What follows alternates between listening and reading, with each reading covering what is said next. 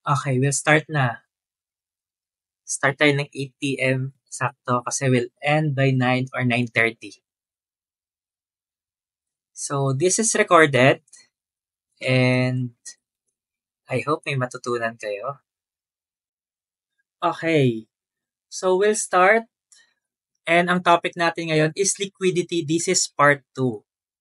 So, ang discussion natin last time is liquidity part 1. Okay? Nag-discuss tayo ng trendline liquidity, previous highs and lows liquidity, and equal low and equal high liquidity. Okay? So, lahat sila liquidity, pero in different form. Okay? So, recap muna tayo pag sinabing trendline liquidity, dito nabubuo yung mga patterns. Okay? Nagkakaroon siya ng structure. Yan yung mga trendline liquidity. Tapos biglang isuswip ni market sabay-sabay. So, this is the liquidity sweep. Next is yung previous highs and lows. Ganito yon.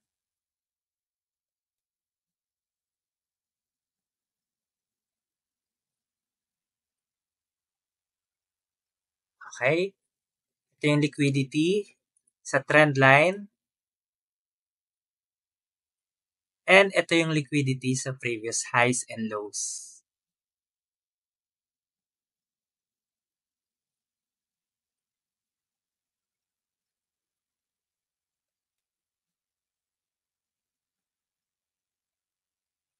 Okay. Next. Sorry, hindi ko makita yung chat. Baka may question kayo. So, next is yung equal low and equal high liquidity, which is galing yan dito sa single high. Ganito naman siya.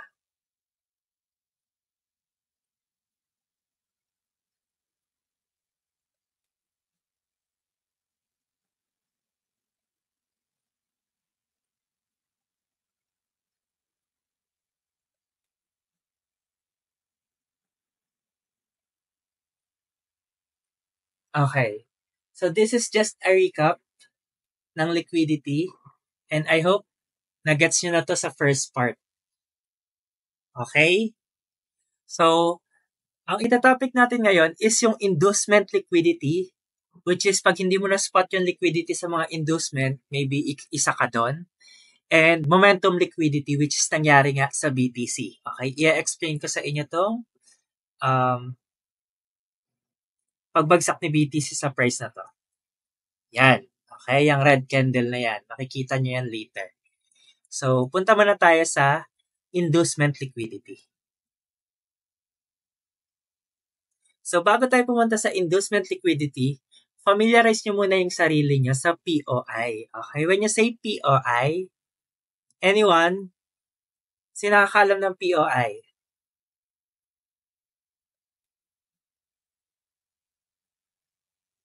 Sige, i-chat nyo dyan. Huwag kayong mahiya.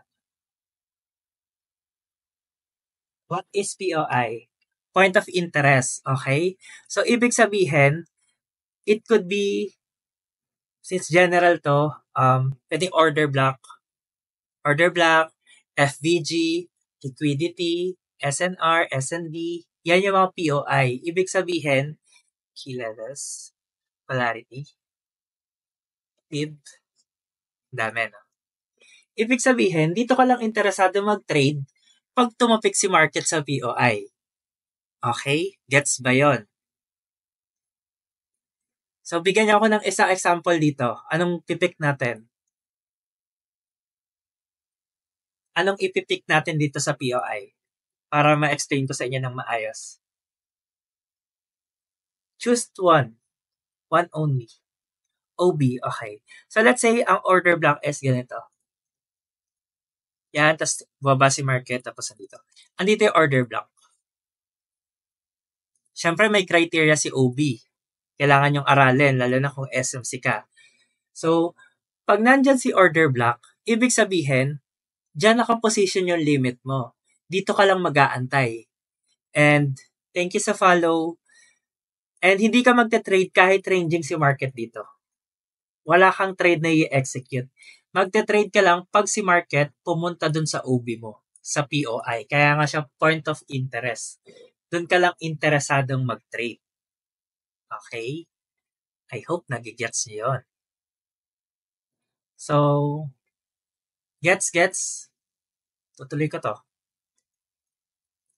Ngayon, ipasok natin si inducement. Ito si number 4. Okay, ipapasok ko na si number 4 ah.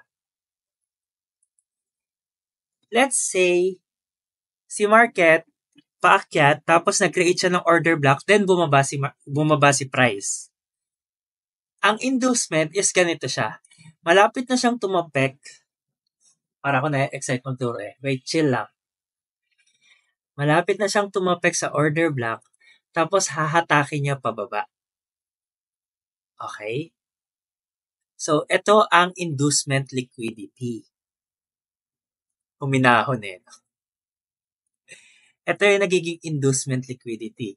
Pag sinabing inducement, ibig sabihin, na-attract yung mga trader na umakyat dyan, kala nila tatapik sa liquidity or sa order block, pero biglang nag-pullback si market pababa. Kaya sila nagiging inducement. Or another term yan is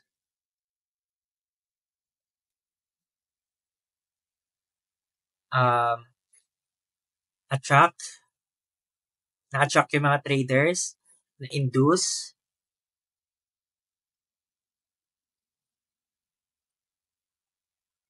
Okay? So, inducement. From the word itself, induce. So, I hope na-gets ito ha. Ibig sabihin, sa tuwing tatama si market sa isang POI, expect nyo na lagi yung binibitin. Yun, pabitin. Okay? Yung kala mo tatapik na sa order block, then binitin pababa. Yan yung magandang term. Pabitin. So, pili pa kayo ng isa dito sa POI. Pili kayo ng isa. So, magkaroon tayo ng maraming example. Pwede bull trap, pwedeng ma-fake out. Yan yung mga term niya. Okay, sa key levels tayo. Let's say, same naman yung structure natin. Ay, sorry.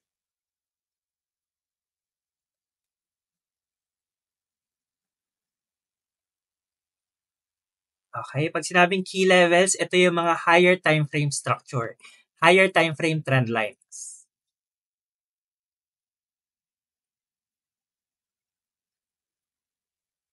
So, if si market tumatama dito sa key levels natin, okay, sa key levels, ito yung mga higher time frame trend lines. Pag tumatama dyan si market sa loob, lagi yang may inducement. Okay? Formula ng liquidity ha. Supposed to be dapat dito sa trend line, ganito lang ang gagawin niya. Okay? Support, resistance, support, resistance. Then, yan lang dapat yung gagawin niya. Supposed to be. Pero, mapapansin nyo, pag nagkakaroon siya ng inducement, may hatak siya ng ganito.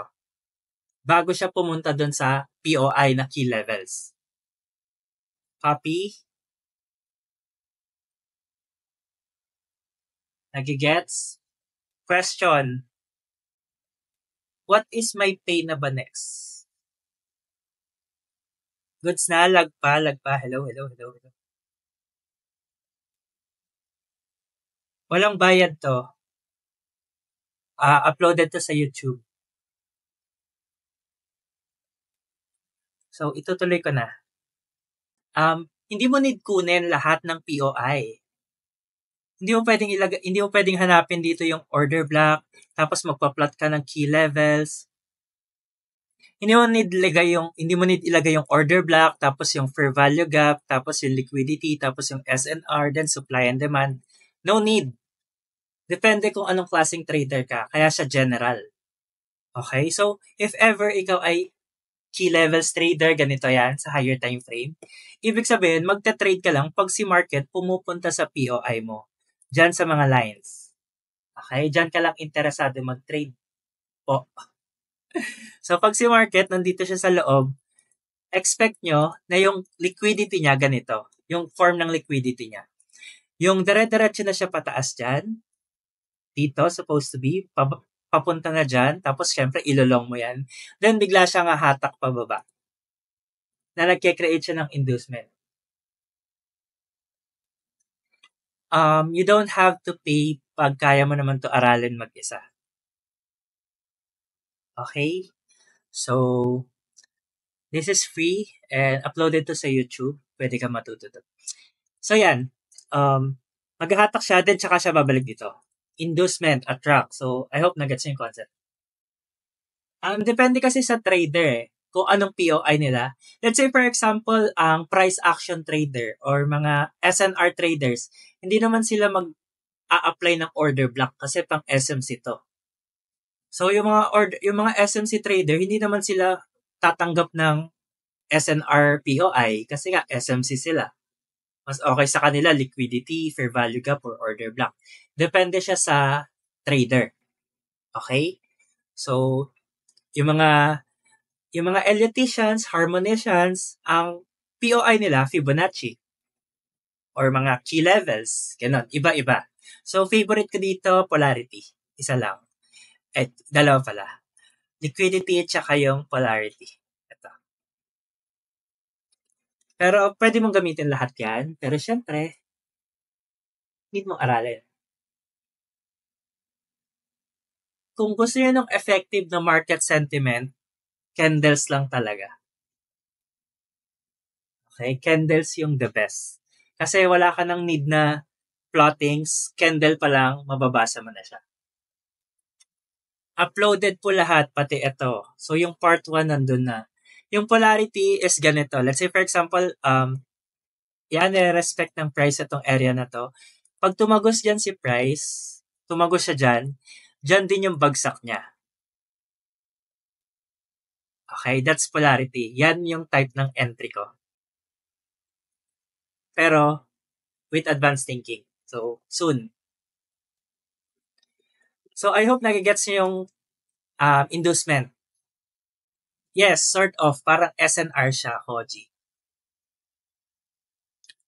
SNR siya na may extra flavor. So, wala nang question sa inducement. Okay na tayo dito.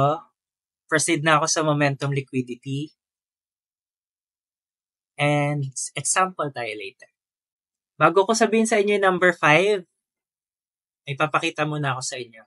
Teka, paano ko ba papakita? This is momentum liquidity. Okay? Yang ganyang red na yan. So, take note. Nakita niyo na para next ko yung image. So, goods na. Nakita niyo na to, yung image. This is February 10. Itong red na to. Pag nakita niyo na tong image na to, okay? Ito lang tignan niyo, yung red. Yung reaction ni BTC, tapos itong red. Nakita niyo na, para isa-send ko yung next picture. Let me know pag nakita niyo na. Type 1, if nakita niyo na tong picture na to. Baka si delay eh. Okay? Nag-react si BTC doon sa taas. Kung mapapansin mo, hindi ko binago yung momentum. Yung candle na red na ine-expect ko. Kahit anong galawin ni BTC dun sa taas. Kasi expected na bababa yung candle dito with momentum. Kasi nga punong-puno siya ng liquidity. Okay? Combination na yan ng liquidity na nakita nyo dun sa part 1 and part 2. Ito na yung momentum candle kung paano sila masisweep as a whole. Okay? So, yan yung candle. I hope nakita nyo na ulit bago ko alisin tong picture. And doon na tayo sa sweep talaga ng market. Okay?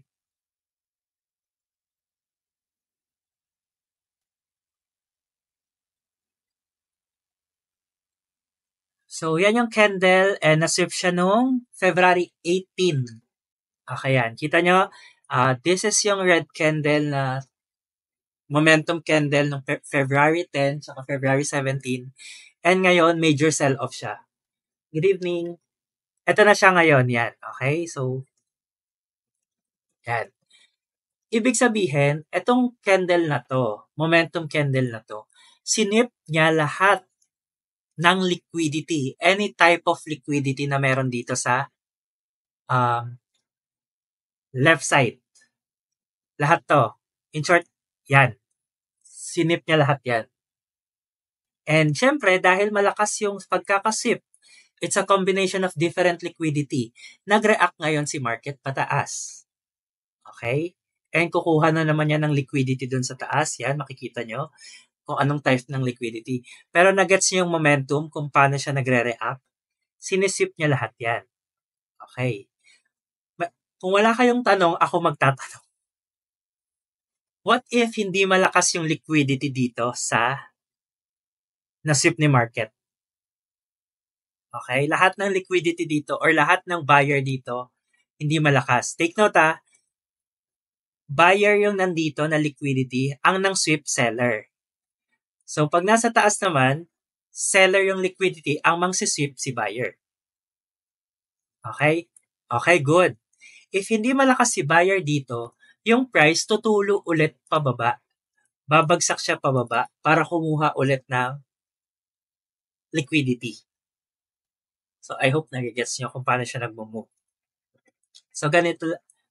Sige, question muna bago akong pumunta sa isa pa.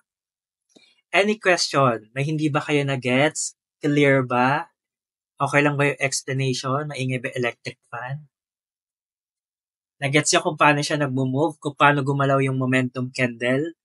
Okay, so good question. Paano malalaman kapag malakas yung liquidity, coach? Number 1, makikita mo dito sa rejection ng candle. Okay? Etong week na to, zoom in ko ha.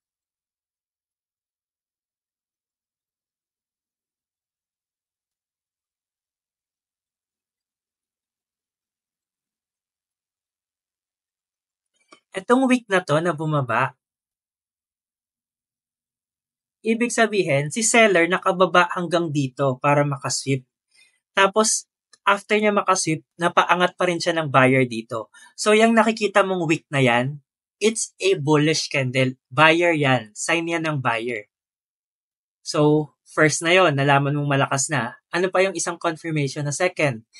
Etong blue candle na sumunod. Okay? Binawian niya yung lakas ng seller, binawian niya ng buyer. Kaya mo nasasabing malakas yung momentum. And sa pag-bullish na to, makikita mo na lahat ng alts lumipad. Okay? G7, Sundog Fuel, lahat yan green nung umakyat si BTC. So, dyan yung mamamaximize yung trades nyo. Pag alam nyong nagre-react si BTC sa mga major POIs. Okay? So, yan, major POIs yan, nagre-react si BTC. And mabilis lang yan. Nakaangat na agad siya doon sa 96. From 93 to 96. So, I hope nagigets nyo. Nagigets nyo? So, again pag itong candle na to, nag-close dito sa ilalim, tapos hindi siya sinundan ng blue candle, most probably si market maghahanap pa ng liquidity sa ilalim. And ito sila. Yan. So, anong type ng liquidity to? Ito. Anong type ng liquidity to? Go. Sige. Answer me. Ayaw nyo magtanong. Tatanungin ko. Buyers, hindi. Type ng liquidity. Inducement, hindi. Sell side liquidity, hindi. Sell side, yes, pero hindi siya nandun sa top. Andiyan sa taas. Kanina, diniscuss ko, nasa part 1. Key levels, hindi. Sweep, hindi. Premium, hindi.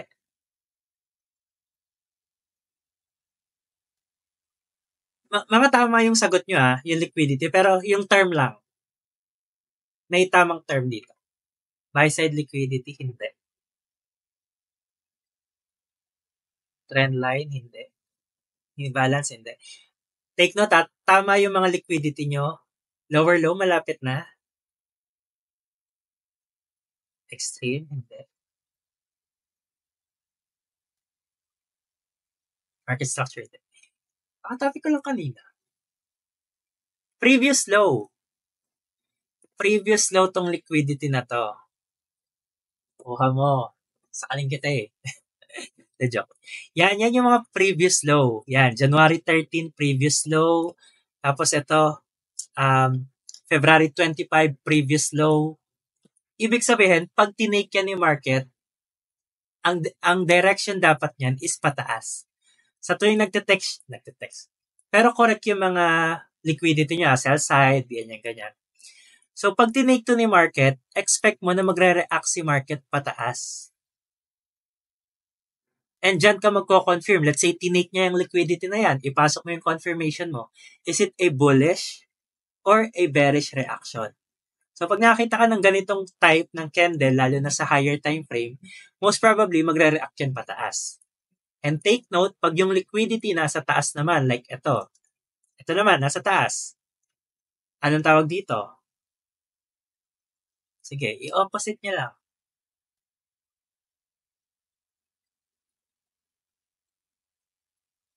Nasa taas, itong liquidity. So, what do you call this? Based sa topic natin kasi pwedeng marami naman talagang title to eh. Hindi. Ito lang, yung katulad kanina, i-opposite niya lang dito. Huwag kayo malito tama yung mga sinasabi nyo, pero yung gusto kong term, malapit na, previous high liquidity, okay. So, ganun lang, previous low and previous high. Siya yung low dito, siya yung high dito. Pero tama yung mga term yun ng inducement, etc. So, ibig sabihin, pag galing naman dito si market at nag-sweep, ibig sabihin, direction nun pababa.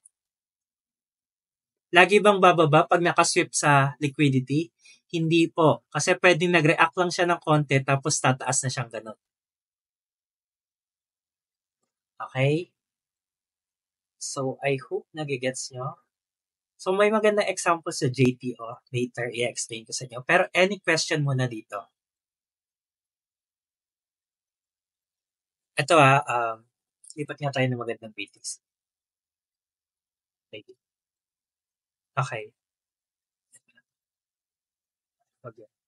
Okay, trades ako dyan.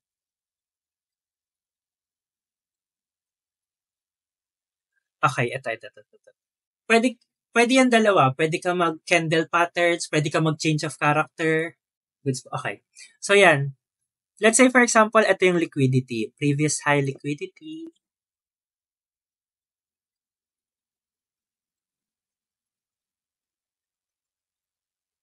Okay. If tumama dito si market, pwede mong i-apply candle pattern, candlestick, depende sa kung ano yung current na inaaral mo. And i-improve mo. Let's say chalk. So, dapat ang gagawin dyan ni market is pag ganito. Kung chalk yung hinahanap mo. Okay? Kung chalk yung hinahanap mo. Kung patterns naman, dapat ang gagawin niya is ganito.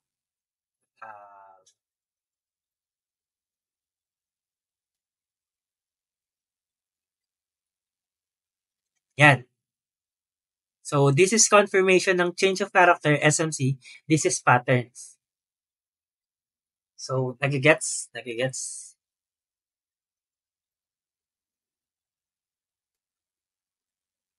So, what if hindi siya, ayun yung sinasabi ko kanina, hindi porket nag-react siya dito sa liquidity is magre-reverse na siya pababa. Tapos, isi-short mo na yan diretso. Careful ka pa rin. Kasi baka nag-react lang siya ng konti, tapos tataas pa rin siya. And magsisik siya ng another liquidity which is pwedeng nandito. And so on. So, kaya ko to dinidiscuss kahit hindi nyo mag-gets, at least ma-familiarize kayo na may liquidity sa area na yan. Na pag hindi ka naging careful sa position mo, you will contribute sa market. Magdo-donate ka ng unwillingly. Okay, so any question doon bago tayo bumalik sa momentum candle? So, para mas madali nyo makita si momentum candle, by the way, any question muna? Favorite ko yung momentum eh. Kaya napapansin nyo sa community, makikita nyo to. Familiar sila dito. Wait lang. Papakita ko sa inyo. Wait lang sa valid boss.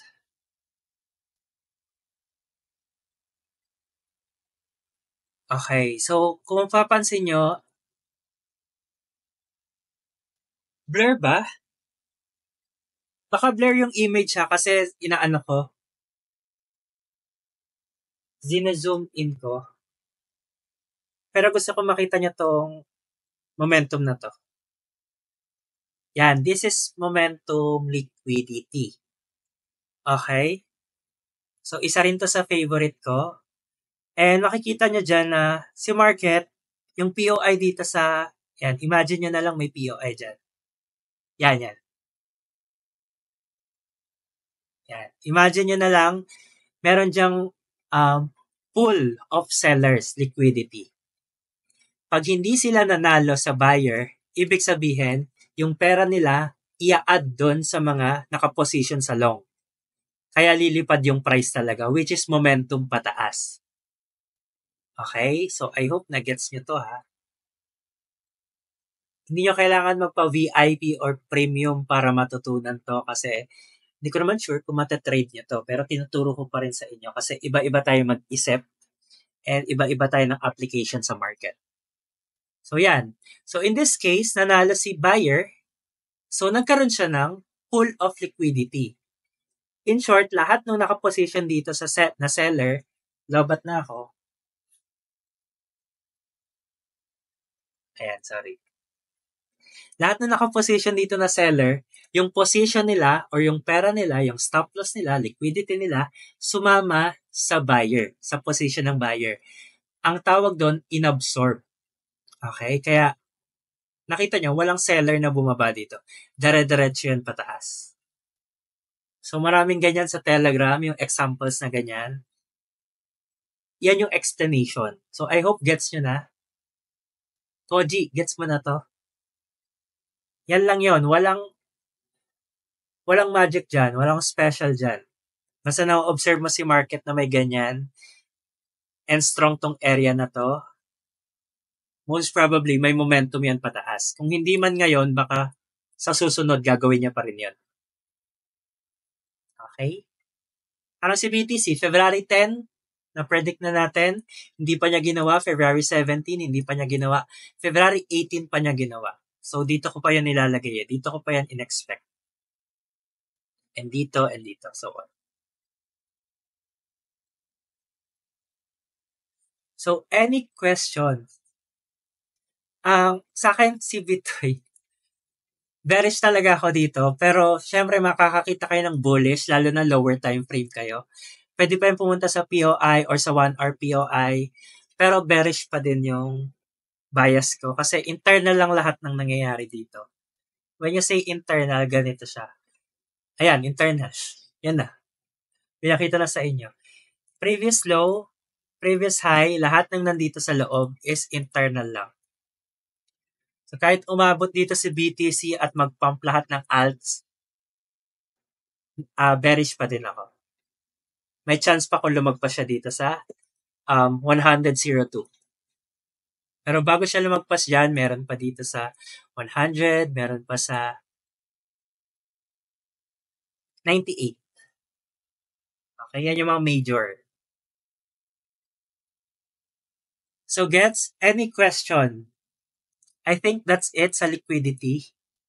So, dapat nakapag-close na kayo ng short niya dito kasi mabubulish niya si market. Hanap na lang kayo ulit ng short dyan. Yan may trade idea na. Papunta na to sa BSL. Okay, paakyat na siya. Pero etong market na to, bearish talaga ako kay BTC.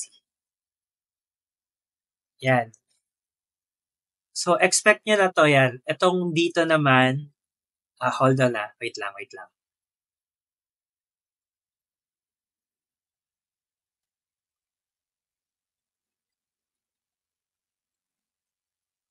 If si market, ang kalat ng chart ko, no?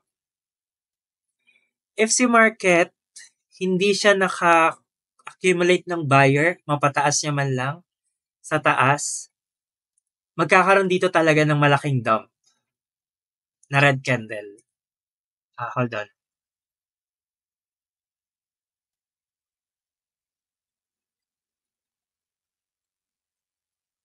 Most likely, ganyan. Okay? If hindi maka-recover yung buyer at nang ibabaw yung seller, yung seller. Ano ba tamang term doon? Nag-take over yung seller, control. Makakita pa tayo ng isa pang malaking dump. Itong dump na to, 4 hours lang yan. Medyo maliit lang yan. So, ganon. Sunod-sunod yun. Saan tingin mo na niya? TF analysis po, paano yung sa'yo? Gagawin kaya inducement priorities?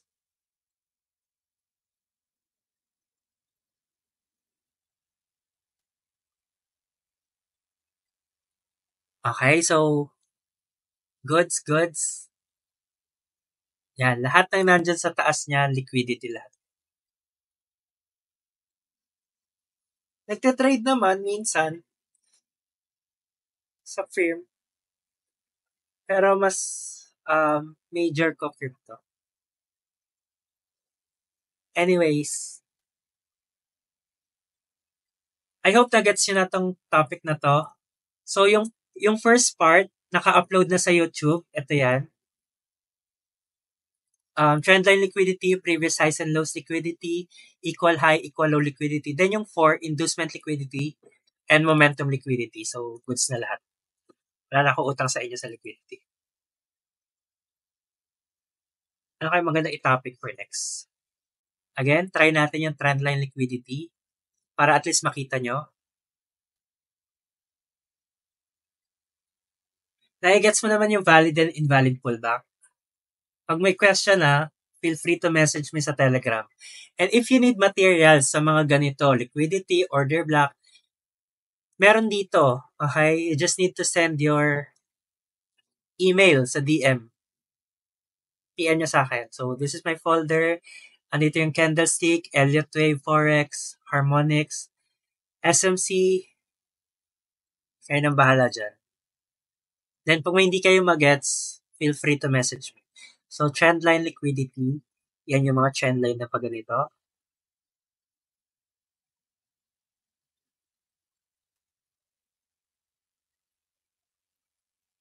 Previous high. Okay. Previous high liquidity, previous highs and lows.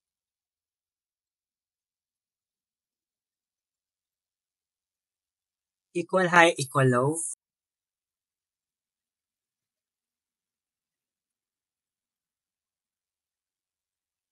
Inducement liquidity. Siyempre, kailangan may POI to.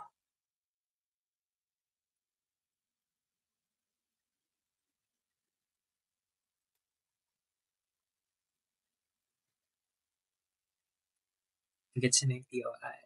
Wait lang kung may nagchat dyan.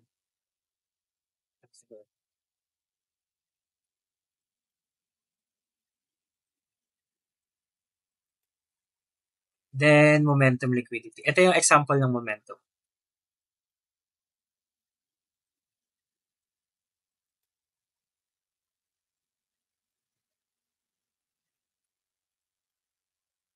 So, nandito yung liquidity. Yan, bonus na yan pag nakita nyo. Mukha lang madali pag pinapanood nyo, pero pag nasa chart na kayo, malilito talaga kayo dyan. Pero, practice lang naman.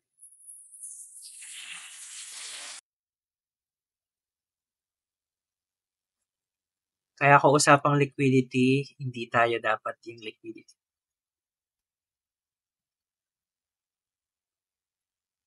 There you go. Question. Mas accurate ba pag 4 hours or 1 hour? Although fractal naman po may pagkakaiba. Mas higher time frame, mas accurate. The more mataas yung time frame, the more na accurate siya. Kasi mas strong na yung binuo niyang relationship sa market. Kaya the more na mas mataas yung time frame, the more na mas malakas yung liquidity. Parang ito yan. Sample ko ulit. Yan. Previous high, December 17 to. And tingnan nyo yung reaction ni market, January 25. January 20 na. Ito naman, yung previous low, December 5, 2024. And yung reaction ni market, January 13. The more na mas malayo mataas yung time frame, the more na mas malakas yung um, probability niya or mas accurate. Pero again, hindi yun excuse para hindi ka ma-fake ng market. So, kaya ito, January 13 and ngayon, February 17 na? Ay, 20, 19, sorry. Malakas na tong ilalim na to. Kasi pinatibay na siya ng panahon. Ito ring taas na to, malakas na siya. January 20 pa. So, dito may buy off, dito may sell off. So, that's it. All goods? Any question? Walang question? And upload ko na lang to sa YouTube. Thank you guys. If wala kayong question. Kung may question kayo, sige. Sasagot pa ako. Mga hanggang 9 or 9, 10. I-chart nyo, tutulungan ko kayo. Pero baka kasi may position kayo dyan eh. Next slide. Baka next tick na. Thoughts sa P? Wala akong thoughts kasi wala akong P. Pero whether paldo yung P nyo or hindi, goods yan kasi mining lang naman siya. Aantay ko na lang siya sa futures. Futures contract. By the way, ano kaya magandang topic for next? Yung mga newbies dyan, ano magandang topic sa inyo? Kung medyo na-advancean kayo dito sa liquidity, nalilito kayo. Sorry, medyo advanced na kasi to. Ano magandang topic dyan for basic, for newbies? Sige, SS ko. Sa Telegram, i-upload ko. Type of confirmation entries. Candlestick. Okay. Para kahit hindi live, pwede ko tong i-content. Type of confirmation. Candlestick. Volume price analysis. Pag-isipan ko pa ako. Ano yung demand dito na topic? Polarity, gusto niyo yun? Sa akin to eh. Any newbies? Yung sa tingin niyo makakatulong sa inyo, yung hindi niyo pa-gets. Again konting ano lang ulit. Konting pasundot lang ulit. Pag may question kayo at hindi niyo tinanong, baka matapos na yung first quarter, question nyo pa rin yan. Okay, sagutin na ng sagutin yan. Itanong na yan sa Telegram. Para makamove forward kayo sa next questions nyo. Mag-e-end na ako na 9 p.m. Thank you for attending. May natutunan ba kayo? Ay, favorite ko to, TPNSL. All-in math. Yan, gandahan nyo yung, yung mga entry types nyo. Mga TPNSL. Yung nakukuha nyo siya sa dulo, parang ganito, ondo. May position ako dito eh. Ayan, no? Premium na premium. Kahit ibaba ko to sa lower time frame, maganda talaga yung top niya. Kahit sa 1 minute. So, dyan ko nakukuha yan. Yan, dyan nakukuha yan sa running. Yes po, pag need mo lang, Howard. Ganda na entry, no? Matututunan nyo yan, chill. So, that's it. So, pasok kayo sa Telegram. Nandyan yung link sa bio. Makakapasok kayo. Andyan lahat ng links. Yan, andyan yung public channel, tas yung main channel. Walang chat dito. Dito, pwede ka makipag-chat. Tapos, eto, kung gusto nyo ng materials, eto. Yes, Ondo po yun. Ondo USD. Long yun hanggang mamatay. So yan, if you need these materials, marami dito. Candlestick. Iba yan, Chari. Para hindi maiwan yan. So yan, marami dito. Trading code, candlestick. Explore nyo na lang. Mahal bili ko dito sa material na to. You'll get this for free. Yan, trading style. Halo-halo no? Falcon trading. Trading books. Yes, nagja-journal ako. Sa Notion tsaka sa OneNote. Pasok lang kayo sa community, then DM nyo sa akin yung email nyo. Pasok kayo sa community. Andyan yung link sa bio. Yan. Andyan yung link sa bio, then pasok kayo dito sa public channel. Then DM nyo sa akin yung email nyo DM. Yan. Aralin nyo muna yan bago kayo pumasok sa mentorship. Malay mo, hindi pala para sa'yo to. Ayaw mo talaga. First action. Trading plan. Personal development, psychology. Getting started, nandyan yung mga order block, charts, settings. Basic.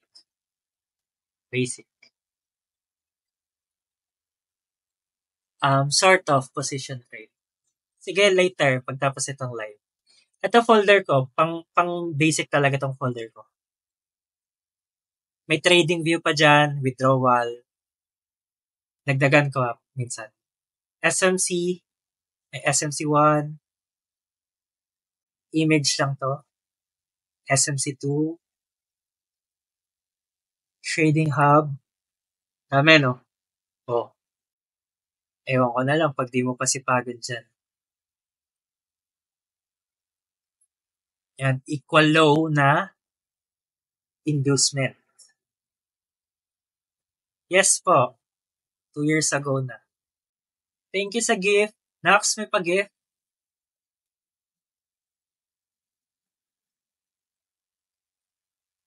Paldo sa Vitonix Kaya may pag-gift Nanalo sa raffle. White ko.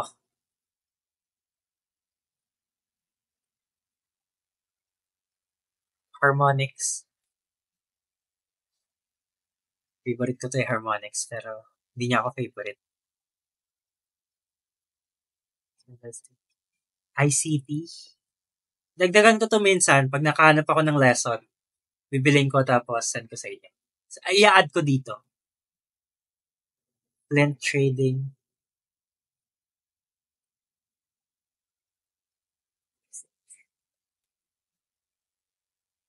ICT Bible. ICT Mentorship. Video PDF.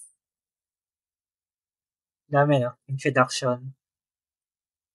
Bala na kayo dyan.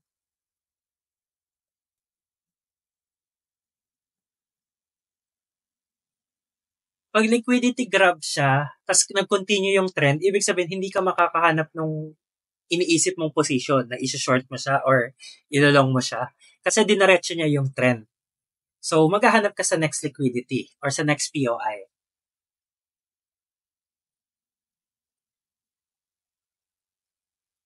Meron ng P2P pero more on hindi pa recognized sa PH, wala pa siyang GCash or what. You don't have to. Sige, Liquidity Master, I'll send you after this. Coach, ano dyan sa materials yung setup para makakuha ng tulad sa Ondo?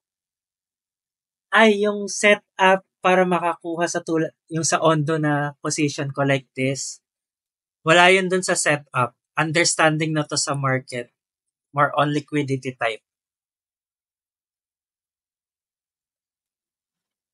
Kilala mo si Kuya Well FX? Si Kuya Will? Ano yung strategy ni Kuya Will? Parang, sabihin mo na yung strategy niya. Parang familiar sa akin Kuya Well. Saan mo kuha yung materials po? Sa Telegram po. DM nyo sa akin yung email nyo. Pasok kayo doon. I-accept ko kayo.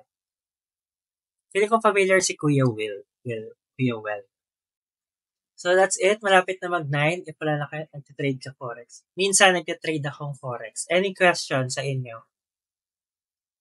Accept ko kayo sa Telegram after this. Then, DM nyo sa akin yung emails. Welcome. Pag may question kayo huwag kayo mahiya mag-PM or magtanong dun sa Telegram. Wala nag-start na magaling agad.